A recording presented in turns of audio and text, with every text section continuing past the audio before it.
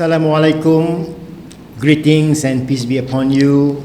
Welcome to the Bapahebat podcast series 2025, brought to you by Bapahebat SG. This show is funded by Community of Leaders Forum and supported by Yayasan Mendaki. Now, today we have two guests, father and son. We would like to welcome them on the show, and before we speak with them, let me introduce them briefly here. The father is Mr. Raziff Abdul Hamid, and the son is Mr. Adyan bin Raziff. What makes it special is Mr. Raziff is a single dad, and Mr. Adyan has mild autism, but he has memorized the entire Holy Book of Al-Quran by the age of 18. He is 19 this year. So let's welcome this esteemed guest of ours today, Mr. Raziff and Mr. Adyan. Welcome to the show. Thank you. Thank you. Mr. Raziff, maybe you want to briefly share about yourself. How old are you? What do you do for a living? Your marital status. Okay. Thank you very much, Hadi. You already mentioned I'm a single dad. I think that's one of the biggest challenge in my life, and I'm currently working in a telco as an engineer. And I've been with me and my parents. I've been looking after Adyan since we got divorced when he was 3. Yeah. Otherwise, I'm much of myself. I'm a sports enthusiast. I do mountain biking. I do volunteer work as well, other than ferrying Adyan from home to the mosque to the school. Yeah, okay. That's about myself. What are your likes and your dislikes? Oh, what are my likes? I think there's more likes in the now that I have Adyan. I think I spend more time in the mosque thanks to him. Alhamdulillah. But otherwise on the weekends I'll be in the forest riding mountain bike. Okay. And otherwise I do some other volunteer work, and one of the upcoming volunteer is the Formula 1. I'm a marshal, a volunteer race official. I'm the first responder if there's a crash at my turns, and all those stuff that we have a lot of preparation to be done before the race itself. How long have you done this? We've been doing this since 2008. Yeah, wow. 2008, that's the first Singapore Grand Prix. 17 years. 17 years this year. Yes, 17 minus 2 years from COVID, so it's this is the 16th. 16th that we are having it. Yeah. Okay, we can talk about that later if you have time. Okay, Adyan, would you like to introduce yourself to the audience? Bismillahirrahmanirrahim. Alhamdulillah Rabbil Alamin, wassalatu wassalamu ala Rasulillahi Sayyidina Muhammadin wal awwalin wal akhirin wa ala alihi wa sahbihi ajma'in, amma ba'd. Assalamualaikum warahmatullahi wabarakatuh. Thank you so much, Cik Hadi, for graciously inviting us to do this podcast. I would like to introduce myself. My name is Adyan Muhammad Raziff. I am 19 this year.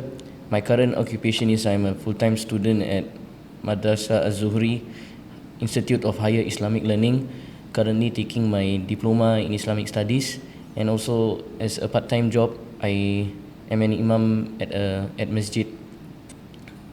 Alhamdulillah. Masjid Wat Tanjung. Yeah. Alhamdulillah. Thank you so much. What are your hobbies? My hobbies. There's only one. I would say at the moment my hobby is just to recite the Quran at the moment. But if you're asking about physical hobbies, I don't have any. Last time I used to have, Now not much, but if you ask me about a physical hobby, maybe I just like to hang out with my group of friends. Yeah. Okay. Right, fantastic. Okay, we're going to talk about that, your love and your connection with Al-Quran later. Oh yeah. Yes.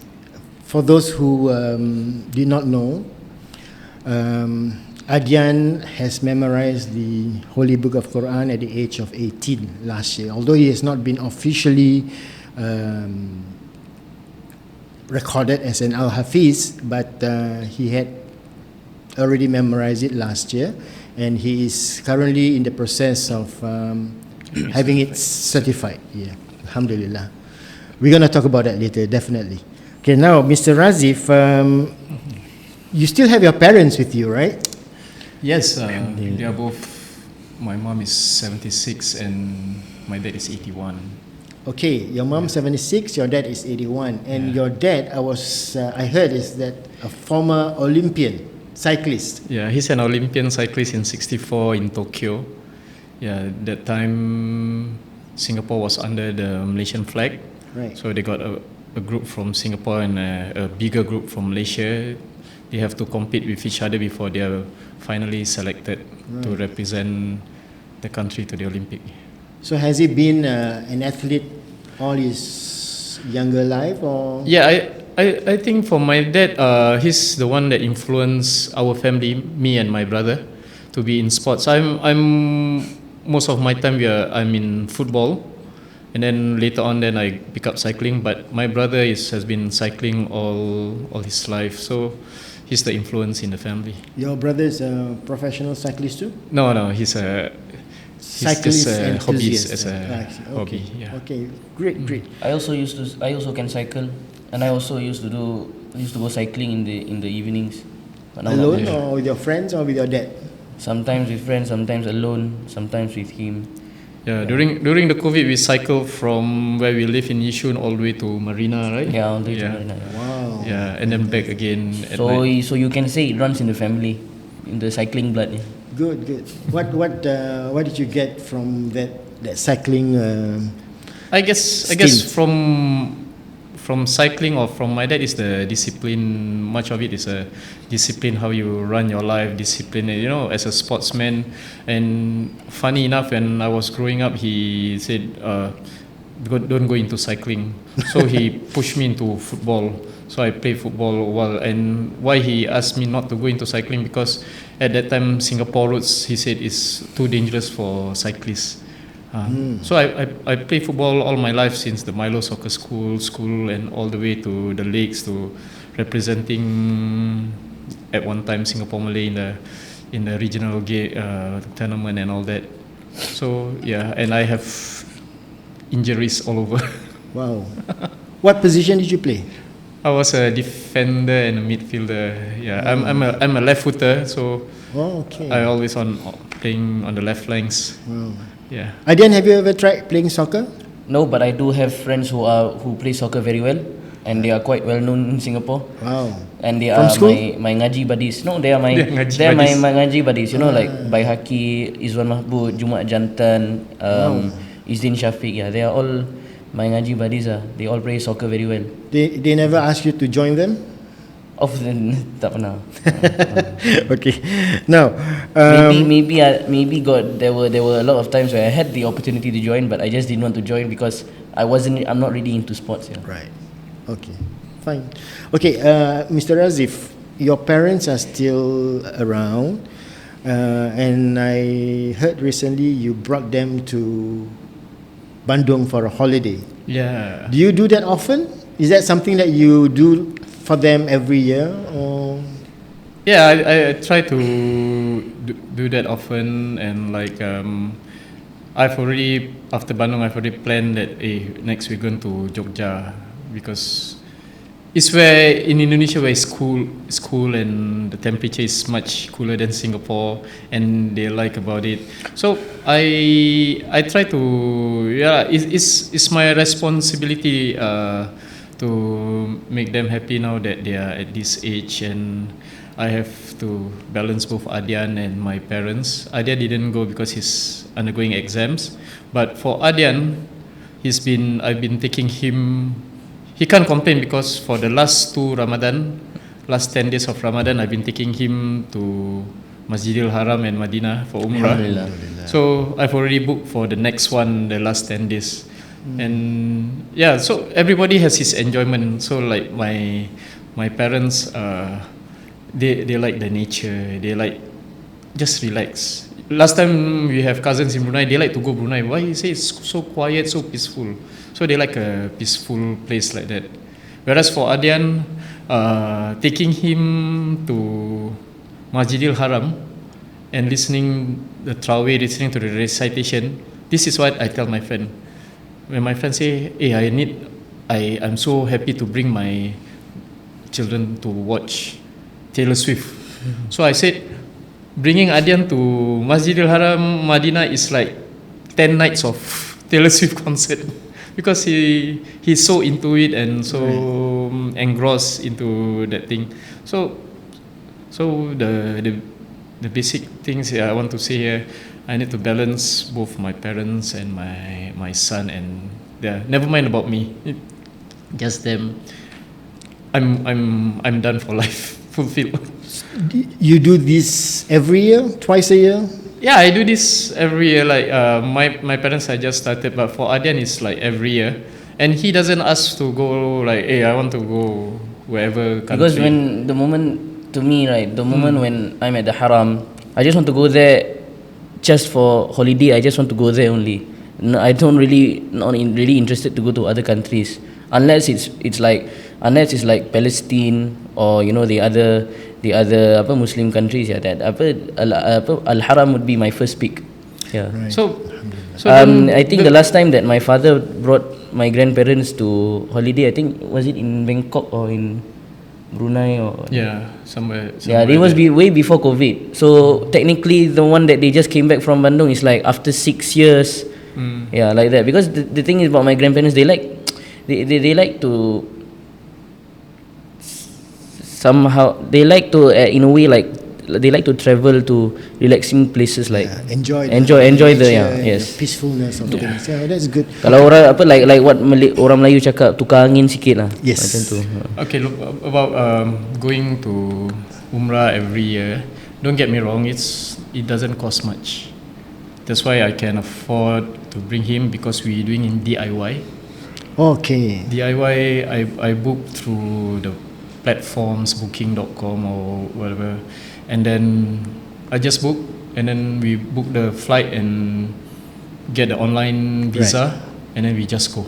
Then the rest is in Allah's hands. Yeah, Alhamdulillah. and it's not that much. That's why I try to do it every year with him. Coming back to your parents,